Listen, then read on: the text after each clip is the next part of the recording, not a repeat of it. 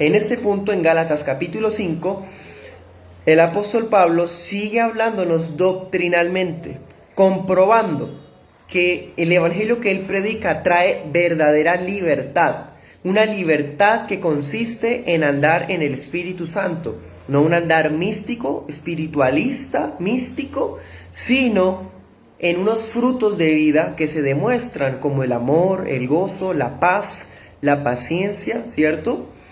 Y lo contrario a andar en el Espíritu es andar en unas obras de la carne, las cuales son del versículo 19 al versículo 21, por ejemplo, adulterio, idolatría, homicidios, contiendas, etc. Nosotros ya terminamos el capítulo 5 en la exposición de la iglesia local, pero no vamos a desaprovechar esos versículos de las obras de la carne y hemos decidido hacer una miniserie dentro de la serie. Es decir, vamos a hablar las obras de la carne y los frutos del Espíritu Santo. Hoy comenzamos con las obras de la carne y si usted se fija y lee los pasajes, se va a dar cuenta que Pablo organiza esas obras de la carne en grupitos. Por ejemplo, vemos versículo 19 que están las obras de la carne relacionadas con los pecados de inmoralidad sexual. ¿Sí? Entonces Pablo se encuentra aterrizando todo lo que él ha estado predicando, toda la sana doctrina, y la aterriza a la vida cotidiana. A la vida cotidiana. Bueno, porque la sana doctrina tiene implicaciones en nuestra vida, ¿sí? Entonces se dirige él a los Gálatas, que los Gálatas estaban sufriendo de legalismo, un legalismo que los hacía confiar en sus méritos, confiar en qué tan buenos ellos eran, confiar en sus obediencias externas. Entonces Pablo los confronta denunciando las obras de la carne. Antes de empezar en materia, esto que está haciendo una introducción, es de advertir que los pecados que se mencionan en esta lista, los cuales son 18 obras de la carne, no son todos los pecados que existen. Realmente esto es una muestra selecta, una lista representativa de todos aquellos pecados que provienen de la carnalidad, del ser humano natural, ¿sí? Y vamos a darnos cuenta después que de cada uno de estos pecados se pueden extraer otros muchos más. Bueno, vamos a distribuir la predicación de esta tarde en 2 puntos. En el primer punto vamos a estudiar el adulterio y la fornicación, porque son 4 de inmoralidad sexual. Vamos a agruparlas, grupos de 2. Primer punto, adulterio y fornicación. Y segundo punto, vamos a mirar lujuria e inmundicia.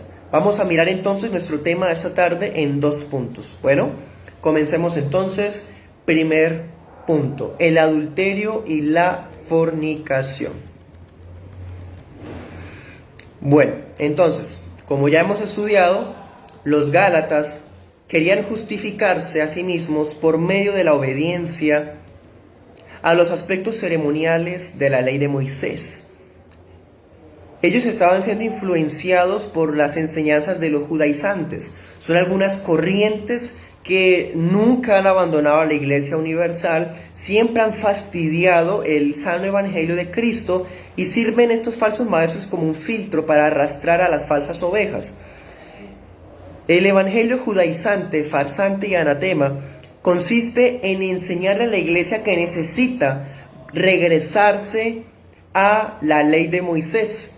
Entonces insiste en que el cristiano a estas alturas todavía tiene que circuncidarse, guardar el Shabbat, guardar las dietas de Levítico y etcétera, etcétera, etcétera. Hoy encontramos algunos neoevangélicos influenciados por esta corriente hablando en un hebreo que ni siquiera está bien pronunciado, que no tiene conocimiento ni en los fonemas ni en las raíces gramaticales, y con eso creen que ya agradan a Dios. Buscan interpretar los nombres, los números los colores, bueno, en fin. Ese tipo de movimiento se está infiltrando en muchas iglesias neoevangélicas al punto de que encontramos congregaciones con banderas de Israel, de ese supuesto Israel que ahorita existe por allá en Medio Oriente. Encontramos iglesias cristianas adoptando la menorá, que es el candelabro de los judíos, y etcétera, etcétera. Podemos seguir hablando de eso, pero es perder el tiempo realmente. Eso era lo que le estaba pasando a los Gálatas, hermanos y amigos. Entonces el apóstol Pablo confronta a los Gálatas con esto, porque es muy irónico y tiende a ocurrir que las personas que están ocupadas en guardar obediencias aparentes y externas descuidan prácticas internas. Cuando Pablo los denuncia con esta lista de obras carnales, está demostrando que aunque los Gálatas estaban siendo muy legalistas con su obediencia supuesta a la ley de Dios, no estaban luchando con lo que había en su propio corazón. Sigue ocurriendo. A los legalistas les gusta proclamar que andan en la voluntad de Dios. Se sienten moralmente mejores al punto de querer cambiar la vida de los demás. Pero ellos mismos no se someten a Cristo en su propia conducta. En Mateo 15:19 tenemos que es del corazón del hombre que sale los pecados sexuales, los malos pensamientos. ¿De dónde viene? Del corazón de todos nosotros. Y ese problema que nace del corazón se refleja en la satisfacción egoísta de los deseos carnales. Bueno, y comienza mencionando al adulterio. El adulterio. Pablo emplea una palabra griega que se traduce como adulterio. Con esa palabra encabeza la lista de las obras de la carne. ¿Qué es el adulterio? El adulterio es todo tipo de relación sexual ilícita. Es una conducta. No es un demonio. No es una simple falla. No es un desliz, como dicen algunos cínicos. Al que comete adulterio, la Biblia lo llama adúltero, lo llama amante y lo llama prostituta. Son términos intercambiables que se usan tanto en el Antiguo como en el Nuevo Testamento. La Biblia muestra el adulterio como un pecado tan grave que la pena era la muerte. Deuteronomio 22:22 dice que aquellos que se descubrieran en adulterio, tanto el infiel como la persona con quien se estaba adulterando, tenían que ser ejecutados. Algunas personas les encanta separar el Antiguo del Nuevo Testamento y decir que en el Nuevo Testamento Dios tiene más amor que antes. Pues no, Dios siempre es el mismo. Y tan es así que no tenemos un pasaje que se autorice dar pena de muerte al adúltero. Pero la Biblia sí muestra que aquellos que son adúlteros y son infieles en su matrimonio son reos de juicio eterno en la vida venidera. Primera de Corintios 6, vayamos para allá. Primera de Corintios 6. Entonces, des en cuenta, en el Antiguo Testamento hay pena de muerte y en el Nuevo Testamento hay pena de muerte eterna. Me pregunto cuál será el más duro. Bueno, Primera de Corintios 6. Versículo 9 dice: ¿no saben que los injustos no heredarán el reino de Dios? No se equivoquen, ni los fornicarios, ni los idólatras, ni los adúlteros, ni los afeminados, ni los homosexuales, ni los ladrones, ni los avaros, ni los borrachos, ni los que maldicen, ni los que estafan van a heredar el reino de Dios. Clarísimo, ¿cierto?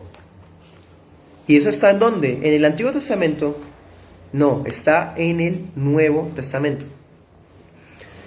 Entonces, de hecho, cuando Cristo trató el séptimo mandamiento, que está en Éxodo 20:14, ¿se acuerdan? Nosotros ya estudiamos también los 10 mandamientos, está disponible en nuestro canal de YouTube.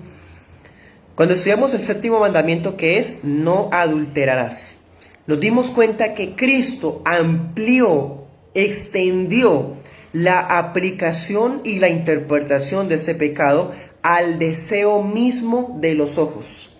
Vayamos, Mateo 5:28. Mateo 5:28. Dice, leámoslo desde el 27, Mateo 5:27. Oyeron que fue dicho a los antiguos, no cometerás adulterio. Pero yo, Jesús, les digo que cualquiera que mira a una mujer para codiciarla, ya cometió adulterio con ella en su corazón. Y si tu ojo derecho te es ocasión de caer, sácalo y échalo de ti, porque te es mejor que se pierda uno de tus miembros y no que todo tu cuerpo sea echado al infierno. ¿Dónde está eso? ¿En el Antiguo Testamento? No, en el Nuevo. ¿Quién es que lo está hablando? Jesucristo. Entonces, hermanos y amigos, nadie tiene derecho a ablandar al Dios del Antiguo Testamento cuando es el mismo del Antiguo Testamento. Del mismo modo, y por si fuera poco, el que se divorcia de su cónyuge por alguna razón ilegítima y vuelve a casarse, a juicio de Cristo, estas personas también son adúlteras. Eso suena muy duro, suena tremendo, pero los pastores tenemos la obligación de hablar todo el consejo de Dios, así a las personas les parezca dura algunas cosas, así algunas cosas sean controversiales, así a algunos les parezcan problemáticas o no estén de acuerdo, es necesario hablar todo lo que está escrito y no a conveniencia. Mateo 5:32, Mateo 19:9 nos enseña eso, claramente Cristo lo dice así. Entonces nos damos cuenta que los pecados de inmoralidad sexual no son cosas nuevas. Algunas parejas de creyentes les da temor traer hijos al mundo porque piensan que la sociedad está cada vez más degradada y más sucia. Pues en cierta parte tienen razón, pero no pueden ignorar que todas las generaciones de la humanidad siempre han estado sucias a causa del pecado. Siempre. Podemos rastrear los pecados de inmoralidad sexual desde el Génesis. La poligamia de Lamec, el hijo de Caín, en Génesis 4. El yugo desigual de los hijos de Dios con las hijas de Caín, en Génesis 6. El incesto de las hijas de Lot con su propio papá, en Génesis 19. Cuando violaron a Dina, la hija de Jacob, en Génesis 34. El onanismo de los hijos del hijo de Judá, en Génesis 38. La mujer seductora, la mujer del egipcio, ¿se acuerdan que trató de seducir a José en Génesis 39? Etcétera, etcétera, etcétera. No estamos en cosas nuevas. No hay nada nuevo debajo del sol. Estas cosas están presentes en la humanidad porque provienen es del corazón, no del internet. Provienen es del corazón. Es más, precisamente por eso es que algunos aprovechan el internet para su mal, pero el mal siempre ha estado realmente. Ahora, el apóstol Pablo menciona la palabra fornicación. El término que él usa para fornicación apunta a todo tipo de inmoralidad sexual, como tener relaciones sexuales por fuera del matrimonio, como la prostitución. Así como lo oye. Es más, con el tiempo, dentro de la palabra fornicación, se empezó a incluir otro tipo de pecados. Por ejemplo, el incesto, relaciones incestuosas. Y alguno piensa que el incesto es solamente padres e hijos. Pues no. La palabra nos enseña que las relaciones de incesto son todas esas relaciones que están prohibidas claramente en la Biblia, como por ejemplo entre tíos y sobrinos, por dar un ejemplo. Eso usted lo puede mirar en Levítico 19. Bueno, también se incluye en la palabra fornicación el homosexualismo.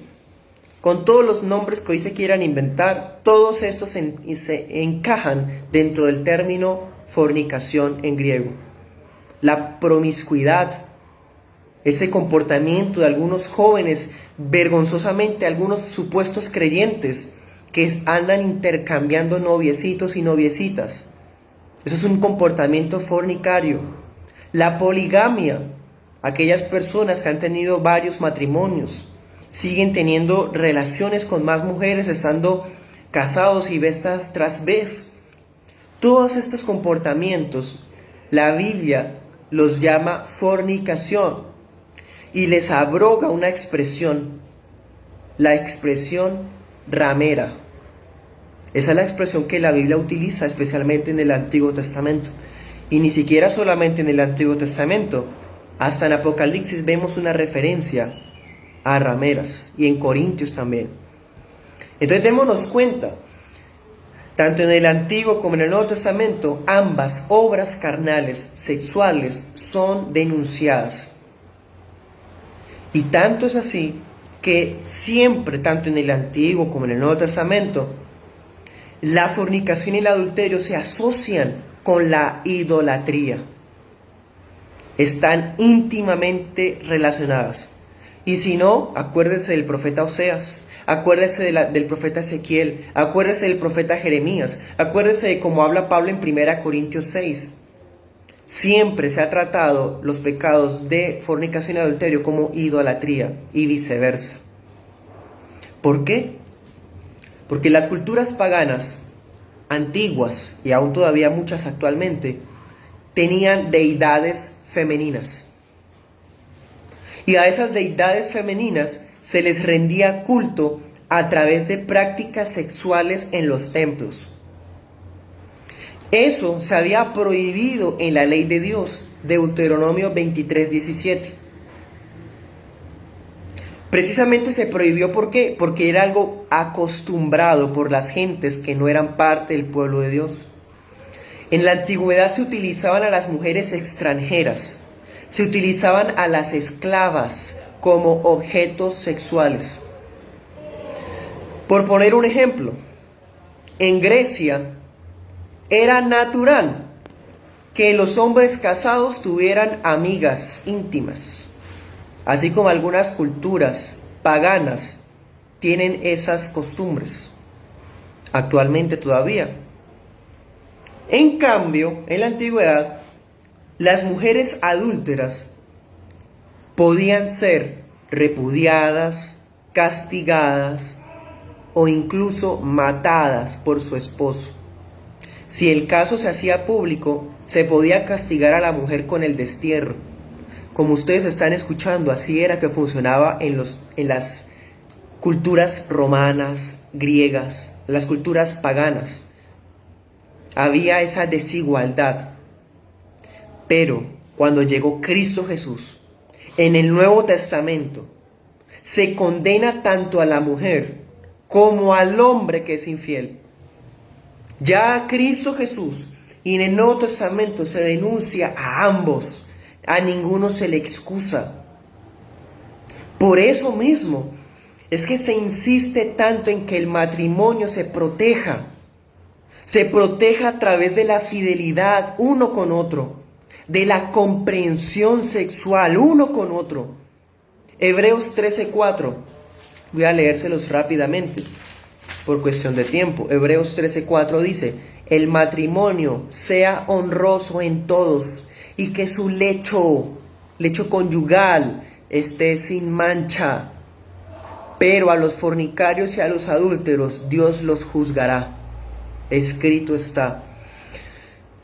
Asimismo, recordemos las recomendaciones de 1 Corintios 7, 3 al 5, cuando los esposos no deben negarse el uno al otro para evitar las tentaciones que el mundo ofrece. Además, recordemos, Romanos 13:14 nos enseña que el segundo gran mandamiento, ¿cuál es? Amarás a tu prójimo como a ti mismo. Refleja el plan de Dios relacionado a este tipo de lealtad y de pureza sexual. Claro, si amamos a nuestro prójimo como a nosotros mismos, ¿quién es nuestro primer prójimo? No es su papá ni su mamá si usted está casado, es su esposo o su esposa. Entonces, la voluntad de Dios es que cada uno de sus hijos sea santo. Primera Tesalonicenses 4, del 3 al 5. Vayamos para allá, voy a leérselos rápidamente. Dice: ¿usted quiere saber cuál es la voluntad de Dios? Hermano, no tiene que ayunar ni pedir una revelación extraordinaria. Lea la Biblia. Primera Tesalonicenses 4:3 dice: esta es la voluntad de Dios, su santificación, que se aparten de fornicación, que cada uno de ustedes sepa tener su vaso en santificación y honor. ¿Su vaso qué? Su propio cuerpo. ¿Su vaso qué? Su esposa, si usted está casado, hermano varón o amigo varón. No en pasión de concupiscencia o desordenada o lasciva, como aquellos gentiles que no conocen a Dios. Esa es la voluntad de Dios. Entonces, dése cuenta, incluso dentro del matrimonio, los esposos deben cuidar a su cónyuge, de utilizarlo como un objeto de autosatisfacción, porque esa forma de actuar es típica, pero ¿de quiénes? ¿Qué decía ahí? De los gentiles que no conocen a Dios. Abandonar, en el caso, por ejemplo, de los esposos, el ver, aunque sea fotos de mujeres desnudas. Las mujeres ver películas o novelas con tal de estimularse a sí mismas. Al creyente se le prohíbe la fornicación. Hechos 15:20 se habla claramente de esto. No se necesita una autoestimulación a través de cosas que Dios ha prohibido. Proteger el lecho matrimonial sin manchas. Iglesia. En 1 Corintios 5, del 9 al 13, se enseña que si hay alguien que dice ser cristiano y está incurriendo en fornicación o en adulterio, la iglesia debe expulsarlo. Eso casi no se habla, ¿cierto? Eso no se enseña hoy día. Es más, dice, con ese ni siquiera coman. Se debe evitar una comunión cercana con una persona así, por ejemplo, que diga ser cristiano y está en estas formas de vivir. ¿Por qué? Apocalipsis 21, Apocalipsis 22, los fornicarios no heredarán el reino de los cielos.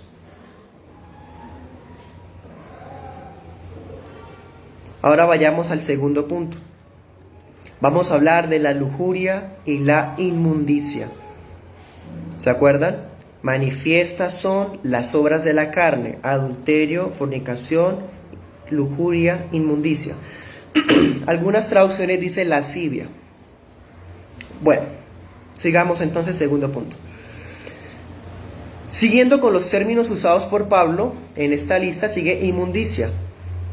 Viene de una palabra griega que parece ser la más abstracta de toda esta sección. Significa, en resumen, impureza, suciedad, física o moral, y hace referencia a algo que ha perdido su pureza. En el Antiguo Testamento se utilizaba la expresión inmundicia como una expresión de contaminación ritual. Se utiliza también la expresión inmundicia cuando se refiere a cosas indecentes. O también cuando se descubre la desnudez de otra persona. De una persona que no es la esposa. Descubrir la desnudez ajena es pecado. Es inmundicia. Luego se incluyó el bestialismo, las relaciones sexuales con animales. ¿Usted se está dando cuenta que para Dios todas esas cosas son iguales? ¿Que para Dios todas estas cosas entran dentro de un solo término? ¿Se está dando cuenta? Entonces démonos cuenta, para Pablo, la inmundicia era algo que quizás era parte de la vida de los creyentes. Vamos a Romanos 6:19. Romanos 6:19.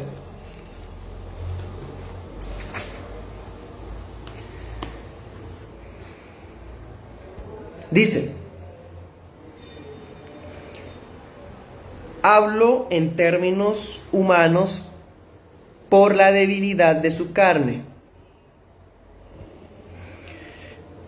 Porque como para iniquidad presentaron sus miembros para servir a la inmundicia y a la iniquidad, le está hablando Pablo a los cristianos de Roma, así ahora para santificación presenten sus miembros para servir a la justicia.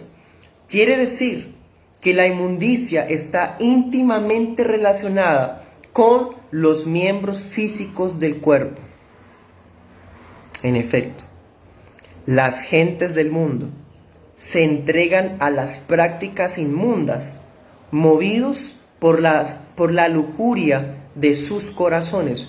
Pero ojo con esto, se está dando por entendido que los que actúan así, ¿quiénes son? Los no cristianos, los de afuera, los que no conocen a Dios.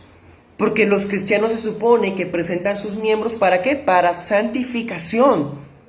Vayamos a Efesios 5:18. Efesios 5:18. Dice: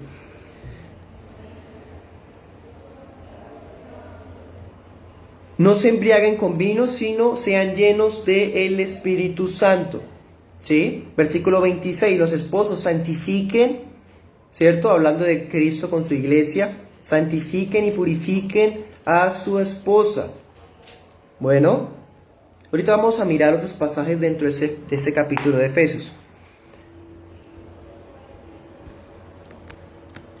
Bueno, y por si fuera poco, hermanos y amigos, Romanos 1:24 dice claramente que la condición de inmundicia es resultado del juicio de Dios. Aquellos que abandonaron la gloria de Dios por el culto a las criaturas, abandonaron adorar al Dios invisible y eterno por adorar cosas visibles y palpables, a esas personas Dios las abandonó y las entregó a la inmundicia de sus propios corazones. Eso está escrito en Romanos 1:24. Dice: por lo cual también Dios los entregó a la inmundicia en las concupiscencias de sus corazones, o sea, malas pasiones, de modo que deshonraron sus cuerpos entre sí. Bueno, eso es la inmundicia. Por su parte, la palabra lujuria viene de otra palabra griega, que es aselgeia. Son términos griegos que no es necesario decirlos. En estos términos griegos podemos encontrar aquello que Pablo quería dar a entender a su iglesia cuando les estaba escribiendo. El término griego que aquí está usando el apóstol Pablo significa libertinaje, desenfreno. Libertinaje o desenfreno, eso es la lujuria, o la lascivia también, pueden ser usadas como sinónimos. El término usado por Pablo implica algo. Tampoco se trata de satanizar el sexo, porque la atracción sexual es natural y es bendecida por Dios dentro de los límites de su verdad. No podemos caer en algunas creencias que tanto han invadido, por ejemplo, a la Iglesia Católica Romana, que llegan al punto de ver el sexo como algo malo. Tampoco se trata de eso. Pero en el caso del lujurioso, el lujurioso no lucha. El lujurioso ostenta un deseo inmoderado por el sexo. Busca cómo provocar su propio placer. Así podemos hallar hoy día a individuos que aman hablar en doble sentido. Reflejan su sensualidad con su forma de vestir. Expresan su lascivia con la música que les gusta, que los hace mover. Se les ve la lujuria hasta en su caminar, hasta en su mirada, dice el apóstol Pedro. En fin, segunda de Pedro 2:7 nos dice que ese es el camino de Sodoma y Gomorra, la lujuria. Estamos en días como Sodoma y Gomorra. Ahora sí, vayamos a Efesios 5, donde estábamos ahorita. Efesios 5, versículo 3.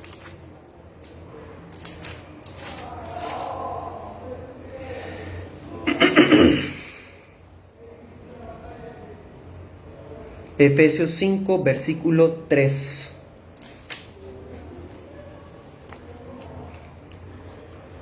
Dice: pero fornicación y toda inmundicia o avaricia, ni aun se nombre entre ustedes como conviene a santos, ni obscenidades, ni necedades, ni truhanerías que no convienen, sino más bien acciones de gracias. Porque saben esto, que ningún fornicario, o inmundo, o avaro que es idólatra, tiene herencia en el reino de Cristo y de Dios. Nadie los engañe con palabras vanas, porque por estas cosas viene la ira de Dios sobre los hijos de desobediencia. Todas estas prácticas son consideradas tan ruines que se dice que ni siquiera se deberían nombrar en la iglesia local. Ni siquiera se deberían nombrar. No significa que esté prohibido predicar de eso. Lo que quiere decir es, hay personas que no les da pena hablar de eso, o que tapan el pecado en la iglesia y no lo cortan. En los días de hoy puede hallarse en los púlpitos mensajes muy tolerantes. En nombre del amor y la gracia se predica la tolerancia a la pornografía. Se predica la tolerancia para el creyente que desesperado va tras un hombre o una mujer del mundo con tal de no quedarse soltero. Se predica la tolerancia para el joven que tiene tendencias afeminadas. Hay mujeres creyentes, inclusive, que no ven problema con usar vestidos de baño a la moda. Padres cristianos que aplauden cuando sus hijos bebés son arrastrados por el ritmo sensual de la música alrededor. Tan bonito que se mueve el bebé. En definitiva, iglesia, vivimos en un mundo sexualizado. Que el Espíritu de Dios nos llene de la pureza de su Santo Hijo Jesucristo. El cristiano está llamado a mortificar estas obras de la carne. Colosenses 3:15 dice, Colosenses 3, versículo 5, Colosenses 3:5 dice, hagan morir pues sus miembros que están sobre la tierra, fornicación, inmundicia, pasiones, malos deseos y avaricia, que es idolatría, cosas por las cuales la ira de Dios viene sobre los hijos de desobediencia. ¿Qué viene sobre aquellos que practican esas cosas? ¿El amor de Dios? ¿Qué dice ahí? La ira de Dios. ¿Ellos son hijos de Dios o qué aquí qué está diciendo? ¿Hijos de qué? De desobediencia. Bueno, luego en el versículo 7 dice, en los cuales ustedes, iglesia, anduvieron en otro tiempo. Ustedes vivían en eso. Se supone que ya no. Pero hay una lucha. Hay una lucha porque seguimos siendo de carne. Seguimos siendo seres humanos rodeados de una cultura inmunda. Hay ciudades en nuestros países más sucias que otras. Tenemos a un Medellín, a un Cali, donde la lujuria es evidente en cada esquina. Donde la liberación sexual, la ideología de género y la liberación feminista, se está viendo terriblemente, diabólicamente. Solo es posible con la ayuda del poderoso Espíritu Santo que la iglesia se guarde de eso. Y aquello cuando surge en nuestro corazón, los malos pensamientos, cuando surge en nuestro corazón el adulterio, la fornicación, la inmundicia, la lujuria, poder luchar y mortificar esas cosas. Aquí ninguno está exento de estas obras de la carne. Los que viven bajo la ira de Dios andan en esas cosas. Así que, amigo, hermano o incluso cristiano, si usted vive en alguna de estas prácticas, Dios está mostrando su gran misericordia para que se arrepienta ahora y conozca a Cristo, porque está bajo la ira de Dios. Puede venir a Él en arrepentimiento y fe,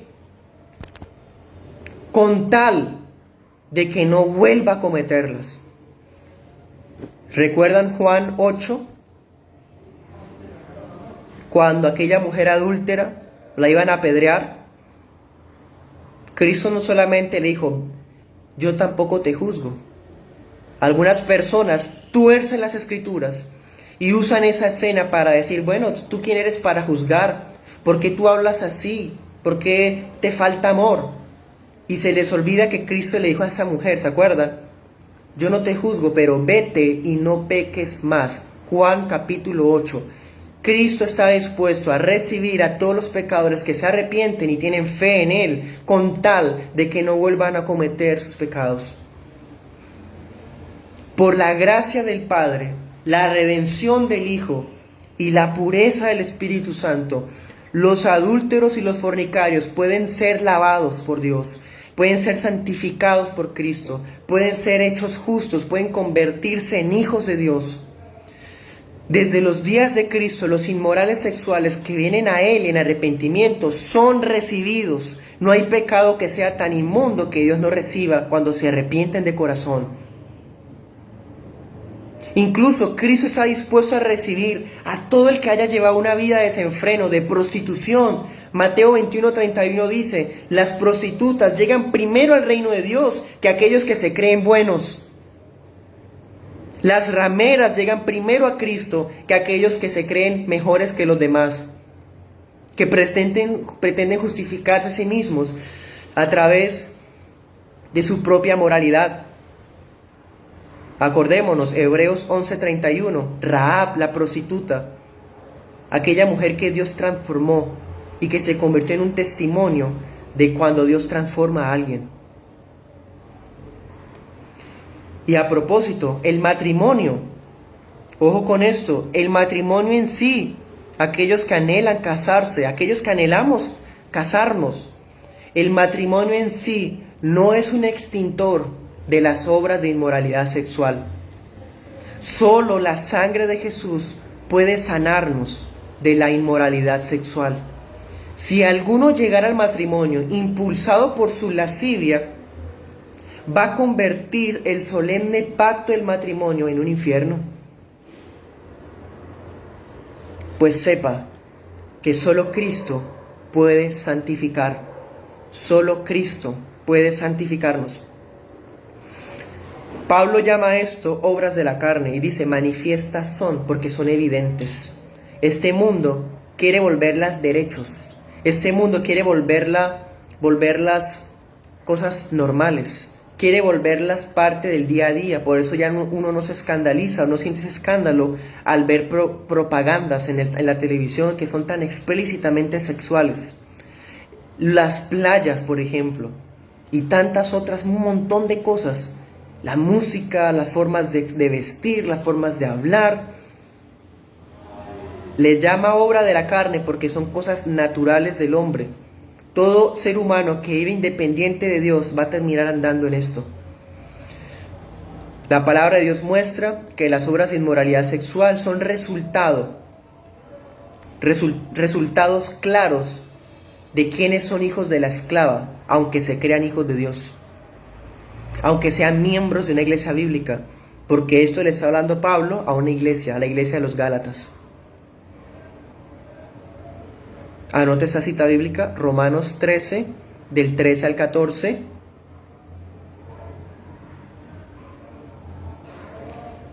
Y Primera de Corintios 10, 12.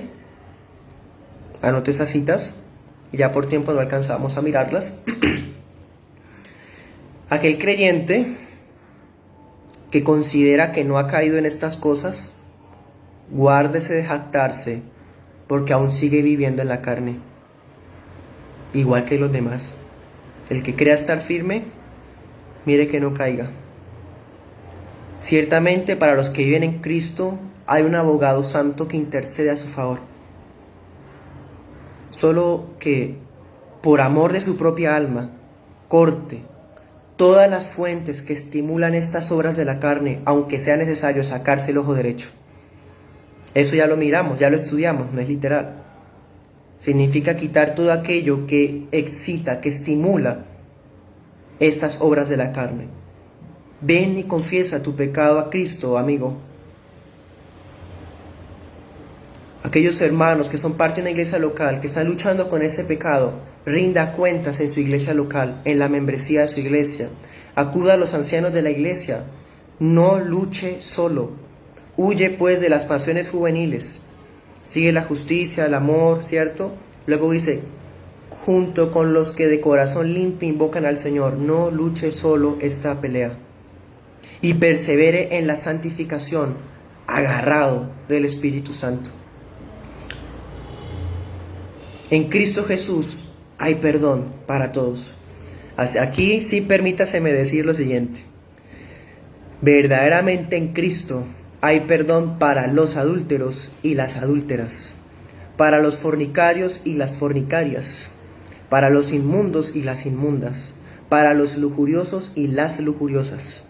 En Cristo Jesús, fuera de Él, solamente hay ira de Dios, un castigo de Dios que vendrá en su tiempo y que dará el pago como lo hizo con Sodoma y Gomorra. Así Dios vendrá y visitará a las naciones con el fuego de su segunda venida. ¿Está usted en Cristo Jesús? Oremos.